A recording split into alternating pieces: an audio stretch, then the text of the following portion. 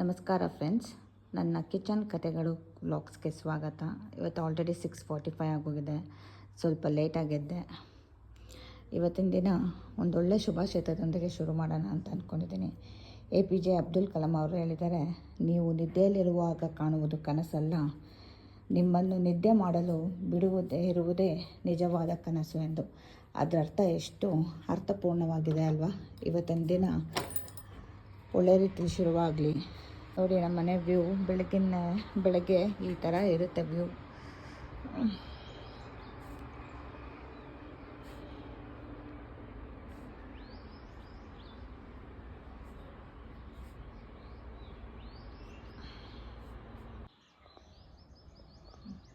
ಫ್ರಂಟೆಲ್ಲ clean ಆಯಿತು, ರಂಗೋಲಿ ಎಲ್ಲ ಬಿಟ್ಟು ಬಾಗಿಲಿಗೆ ಹೂವೆಲ್ಲ ಇಟ್ಟು ಈಗ ಒಳಗಡೆ ಕೆಲಸ ಶುರು ಮಾಡ್ಕೋಬೇಕು. ಬಿಸಿನೀರು ಆನ್ ಮಾಡ್ಕೊಂಡಿದ್ದೆ, ಜೊತೆಗೆ ಜೀರಿಗೆ ವಾಟರ್ನ ಕುದಿಲಿಕ್ಕೆ ಬಿಟ್ಟಿದ್ದೆ.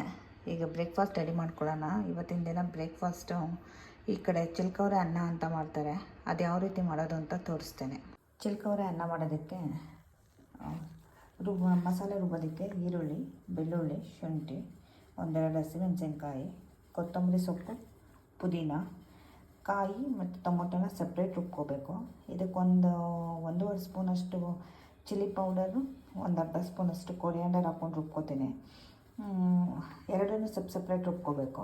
1 ಕಪ್ಪು ಅವರೆಬೇಳೆ ತೊಗೊಂಡಿದ್ದೀನಿ, ಚಿತಕ್ಸಿರೋದು, ಹಸಿ ಕಾಳುಗಳು, 1.5 ಲೋಟ ಅಕ್ಕಿದು ಚಿಲ್ಕವರೆ ಅನ್ನ ಮಾಡ್ತಾಯಿದ್ದೀನಿ. ಅದಕ್ಕೆ ಒಗ್ಗರಣೆಗೆ ಈರುಳ್ಳಿ, ಒಂದು ಅರ್ಧ ಟೊಮೊಟೊ ಮತ್ತು ಮೆಂತ್ಯ ಸೊಪ್ಪು, ಪುದೀನ ಮತ್ತು ಕೊತ್ತಂಬರಿ ಸೊಪ್ಪನ್ನ ಹೆಚ್ಚಿಟ್ಕೊಂಡಿದ್ದೀನಿ.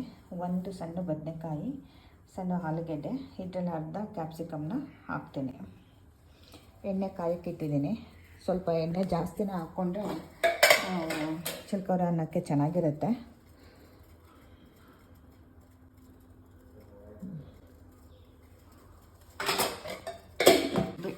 ಮಸಾಲೆಗೆ ಸ್ವಲ್ಪ ಅರಿಶಿನ, ಚಕ್ಕೆ ಲವಂಗ ಪೌಡರ್, ಒಂದು ಕಾಲು ಟೀ ಸ್ಪೂನ್ ಹಾಕ್ಕೊಂಡಿದ್ದೀನಿ. ಮೆಣಸು 1/4 ಟೀ ಸ್ಪೂನ್ಗಿಂತ ಕಮ್ಮಿ ಹಾಕ್ಕೊಂಡಿದ್ದೀನಿ.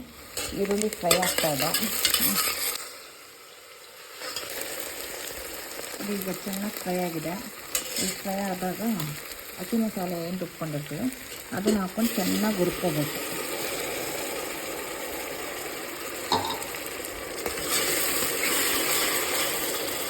ಅದು ಹಸಿ ಸ್ಮೆಲ್ ಹೋಗೋವರೆಗೂ ರುಬ್ಕೋಬೇಕು. ಚೆನ್ನಾಗಿ ಫ್ರೈ ಆಗಿದೆ. ಇದಕ್ಕೆ ಅವರೆಕಾಳನ್ನ ಆ್ಯಡ್ ಮಾಡ್ಕೊತಾ ಇದ್ದೀನಿ.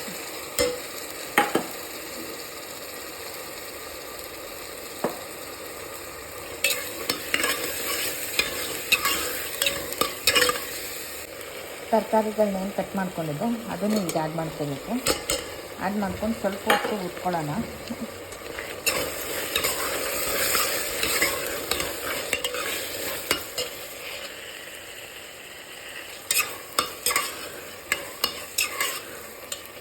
ಖಾರ ಏನು ರುಬ್ಕೊಂಡಿರ್ತೀವಿ ಅದನ್ನು ಹಾಕ್ಕೊಂಡು ಅವರೆಕಾಳನ್ನ ಮತ್ತು ತರಕಾರಿನ ಸ್ವಲ್ಪ ಖಾರದಲ್ಲಿ ಬೇಯಕ್ಕೆ ಬಿಟ್ಬಿಟ್ಟು ನೀರು ಆ್ಯಡ್ ಮಾಡೋಣ.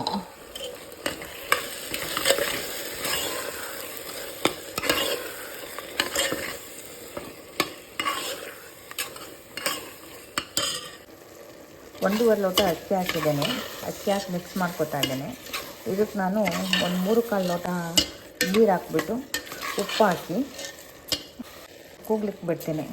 ಸಾಂಬಾರು ಸೊಪ್ಪು ಮತ್ತು ಪುದೀನ ಏನು ಹಚ್ಕೊಂಡಿದ್ದೆ ಅದನ್ನು ಲಾಸ್ಟಲ್ಲಿ ಆ್ಯಡ್ ಮಾಡ್ಕೋಬೇಕು. ನಿಮಗೆ ರುಚಿಗೆ ತಕ್ಕಷ್ಟು ಉಪ್ಪು ಹಾಕ್ಕೊಡಿ. ಈ ಥರ ರೆಡಿಯಾಗಿದೆ ಫ್ರೆಂಡ್ಸ್. ನೋಡಿ, ತುಂಬ ಚೆನ್ನಾಗಿರುತ್ತೆ. ನಮ್ಮ ಮನೆಯವರಿಗಂತೂ ತುಂಬ ಇಷ್ಟ ಇದು.